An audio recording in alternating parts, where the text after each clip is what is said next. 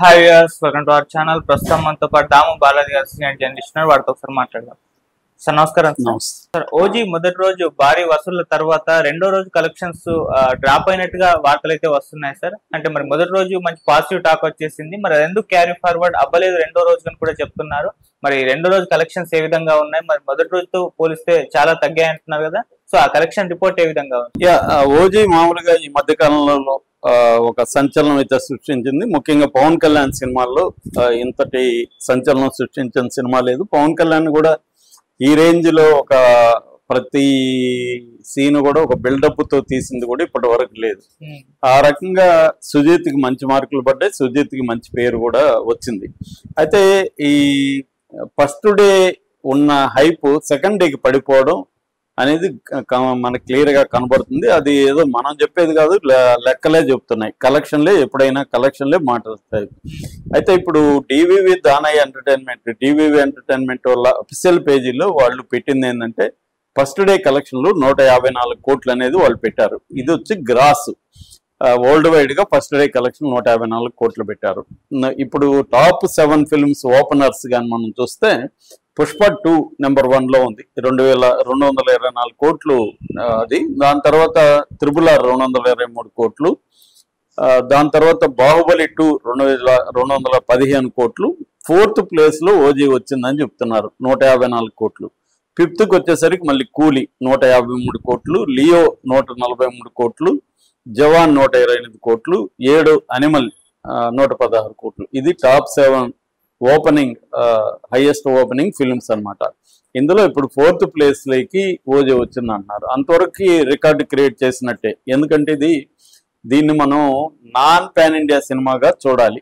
ఇది pan India సినిమాగా release కాలేదు. ముఖ్యంగా హిందీ బెల్ట్ లో మల్టీప్లెక్స్ చైన్లోకి వెళ్ళలేదు. ఇది ఎక్కడో అక్కడెక్కడ చిన్న థియేటర్లో అయింది. దానికి ఒక కారణం ఏం చెప్తున్నారంటే ఓజీ ఓటీటీ నెట్ఫ్లిక్స్ లో రాబోతుంది, నెట్ఫ్లిక్స్ తో 4 వారాలకు ఒప్పందం చేసుకున్నారు అని చెప్తున్నారు. అయితే హిందీలో ఒక రూల్ ఉంది, అదేంటంటే హిందీలో ప్రామినెంట్ గా రిలీజ్ అయ్యే సినిమాలు 8 వారాల వరకు ఓటీటీకి పోకూడదు అనేది వాళ్ళు రూల్ పెట్టుకున్నారు. అందుకని ఇప్పుడు ఈ సినిమాని హిందీలో మల్టీప్లెక్స్ చైన్లంతా రిలీజ్ చేస్తే ఈ ఓటీటీ వాళ్ళ దీంతో ఇబ్బంది. అందుకని ఈ సినిమాని ఏంటంటే వీళ్ళు ప్లాన్ చేసుకొని మనకి ముందుగా గ్యారంటీకి డబ్బులు రావడం అవసరం, ఇది ఎట్లాగో హిందీ సినిమాగా మనం ప్రొజెక్ట్ చేయలేదు కదా అని వీళ్ళు దాన్ని పట్టించుకోలేదు. అందుకని మనకి హిందీ మార్కెట్ చూస్తే దీనికి ఆల్మోస్ట్ జీరో, పెద్దగా ఏమీ లేదు. ఫస్ట్ డే కూడా హిందీలో 50 లక్షలు వచ్చింది అంతే దీనికి.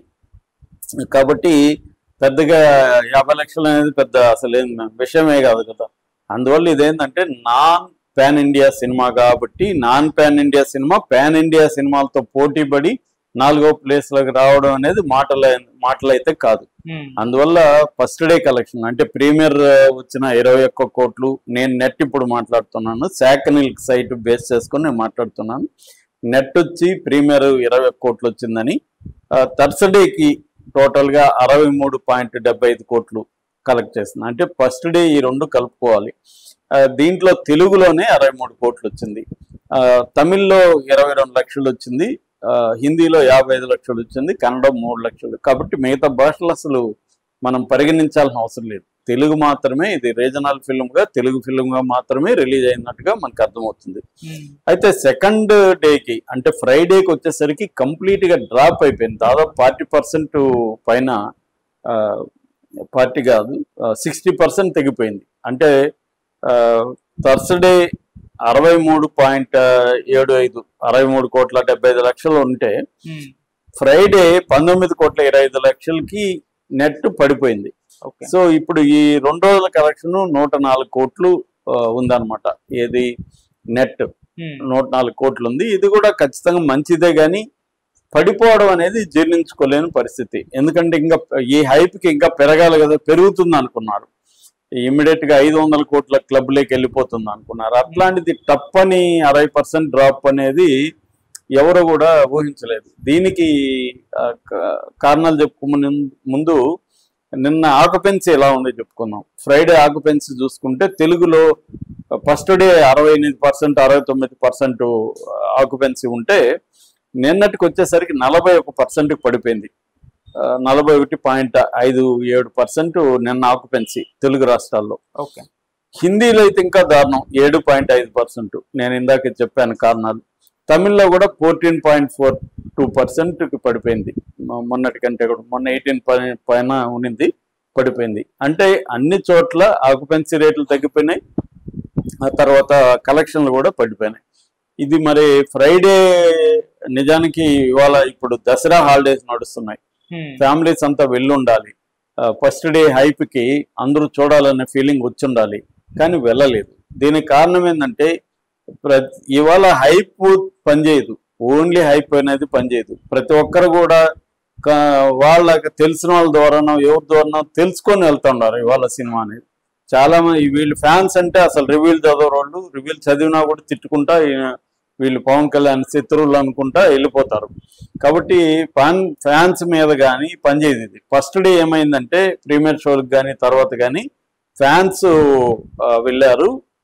రెండవది జనసేన నాయకులు సైలెంట్గా టికెట్లు ఉన్నారు. నేను గుంటూరులో ఒక థియేటర్తో మాట్లాడుతూ వాళ్ళు చెప్పింది ఏమంటే ఇంతకు ముందులాగా బహిరంగంగా ఏమి చేయలేదు, సైలెంట్గా టికెట్లు తీసుకెళ్లారు. ఎందుకంటే ఆల్రెడీ పవన్ కళ్యాణ్ మీద కేసు కూడా విజయ్ కుమార్ అనే మాజీ ఐఏఎస్ ఆఫీసరు కోర్టులో కేసు కూడా నడుస్తుంది.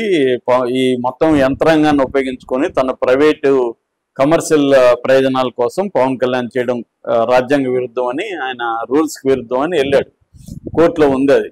అందుకని ఈ సినిమాకి జాగ్రత్తగా ఏంటంటే ఎక్కడ బహిరంగంగా జనసేన నాయకులు ఎవరు కూడా ప్రమోట్ చేస్తున్నట్టు కనబడకుండా సైలెంట్గా టికెట్లు తీసుకుని బల్క్లో టికెట్లు అనేవి తీసుకున్నారు.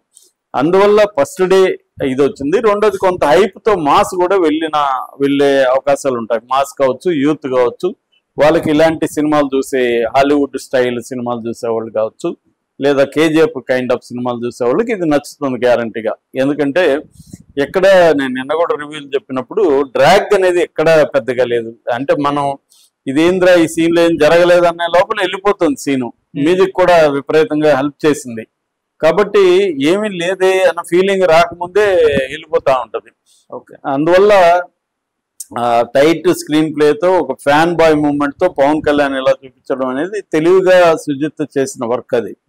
సో దాని తర్వాత ఏమైందంటే ఎప్పుడైతే ఫస్ట్ ఉన్న హైప్ తగ్గిపోయి మెల్లగా వేరే రివ్యూలు రావడం మొదలుపెట్టింది. నేను ఇందాక కూడా చూసిన 1.5 ఇచ్చిన రివ్యూలు 2-3 చూశాను.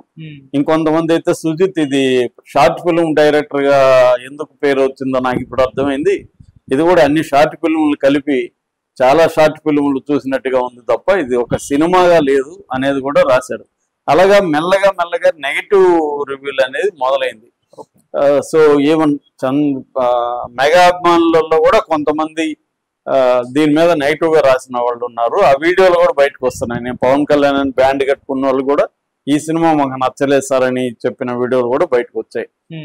నిజానికి వైసీపీ వాళ్ళు సైలెంట్ అయిపోయారు. ఫస్ట్ రోజు డిజాస్టర్ ఓజీ అని ట్రెండింగ్ చేశారు, దాదాపు 150,000 ట్వీట్లు వచ్చాయి. తర్వాత రోజు తగ్గిపోయినాయి. సో కాబట్టి ఏంటంటే ఓవరాల్ గా సినిమా అనేది అదొక ఇంపాక్ట్ క్రియేట్ చేయలేకపోయింది. That is one reason. Second reason అంటే క్వాలిటీ ప్రింట్ పెట్టేశారు, హెచ్డి ప్రింట్. ఫస్ట్ మామూలు ప్రింట్ పెట్టారు. మొన్న ఈవినింగ్ 3-4 గంటల్లో మామూలు ప్రింట్ పెట్టారు. నిన్నకి వచ్చేసరికి క్వాలిటీ ప్రింట్ పెట్టేశారు. అది ఎంత నీట్గా ఉందంటే ఓటీటీ కైండ్ ఆఫ్ క్వాలిటీ ఉంది ప్రింట్లో. సో దాన్ని చూసి నాకు ఇంకెందుకు సినిమాకి వెళ్తారు. సినిమాకి ఇవాళ వెళ్ళాలంటే టికెట్ రేట్లు దారుణంగా ఉన్నాయి, మామూలుగానే ఎక్కువ ఉన్నాయి. ఇప్పుడు దీన్ని పెంచారు. నిజానికి ఇక్కడ హైకోర్టు దాన్ని ఆ జీవోని రద్దు చేసింది, కానీ ఆల్రెడీ బుక్ అయిపోయిన వాళ్ళు ఏం చేస్తారు, ఎవరికి వెనక్కి లేదు, అవే చూశారు. 800 ఉన్నింది ప్రీమియర్, తర్వాత కూడా పెంచిన రేట్లే ఇక్కడ కూడా ఉన్నాయి. ఎందుకంటే అయిపోయింది కాబట్టి ఆల్రెడీ ఎవరికి వెనక్కి లేదు. అక్కడైతే ఇంక 1000 రూపాయలు, తర్వాత మల్టీప్లెక్స్ లో 150 పెంచారు, సింగిల్ స్క్రీన్ లో 125 పెంచారు ఆంధ్రప్రదేశ్ లో. కాబట్టి ఇంత పెట్టుకొని దీనికి మామూలు వాళ్ళు ఎందుకు వెళ్తారు? ప్రింట్ ఉంది హాయిగా. ఇప్పుడు ఇవాళ 20-30 వేలు పెడితే మంచి టీవీలు వస్తున్నాయి, హాయిగా కనెక్ట్ చేసుకుంటారు, డౌన్లోడ్ చేస్తారు, కనెక్ట్ చేస్తారు, పెట్టుకొని సినిమా ఇంటిల్లిపాతి చూసుకుంటారు. అదే సౌండ్ ఉంది, బ్రహ్మాండంగా ఉంది. కాబట్టి మంచి ప్రింట్ పెట్టేయడం కూడా ఈ సినిమాకి నష్టం కలిగించింది ఖచ్చితంగా. మన పుష్ప 2కి 4 రోజులు లేట్ అయింది.